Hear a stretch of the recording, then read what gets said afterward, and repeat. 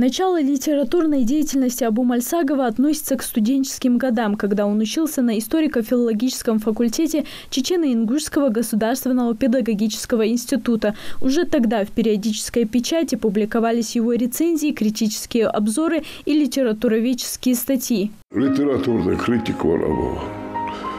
Литературный критик халрусо. Цундики махбеж. Дегдар белвулдеш, ясылдар, цыешдар, адақовалыш, мэры дахалқам ялдеш саквар. Цабалч язым хошт, бағдар дайғаш, дез жмучхол, ши язия хам гетте дики анхет жмухли тавар. Абуз дваға махвар, цун бауштепар.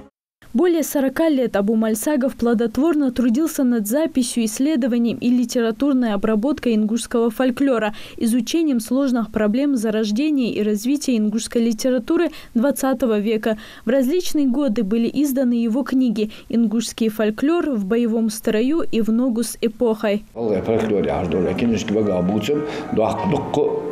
Цугул де избахан достаханы дины дesa. Ол аммани гидадат дочдо хамды избахан дош абу бахан дош де. Так абус андажы цин абу гал юмор яхшмыдит цаца кенешки мазакка али шолдарс. Аз де цугул де избахан дош дesa деш. Последние 10 лет жизни Абу-Мальсагов работал редактором журнала «Литературная Ингушетия». Он же был инициатором его создания. На его страницах публиковались многие неизвестные широкой публике произведения ингушских авторов. На этой литературной площадке молодые писатели имели возможность дебютировать. Абу-Мальсагов постоянно работал с творческой молодежью, напутствовал начинающим писателям. В течение 15 лет он руководил республиканским творческим объединением молодых писателей.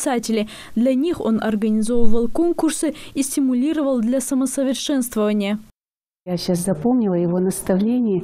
Он часто говорил, что после проведения конкурсов среди молодых, он это каждый год практиковал, и он говорил, что нельзя останавливаться на достигнутом.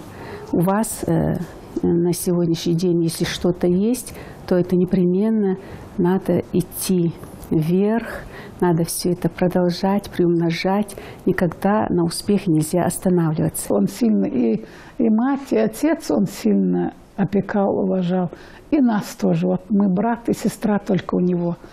И нас тоже так же. Абу-Мальсагов скончался на 70-м году жизни. Собранный им за долгие годы архив – бесценное национальное достояние ингушей, кладезь ингушской литературы и фольклора. Залина Магушкова, Новости 24.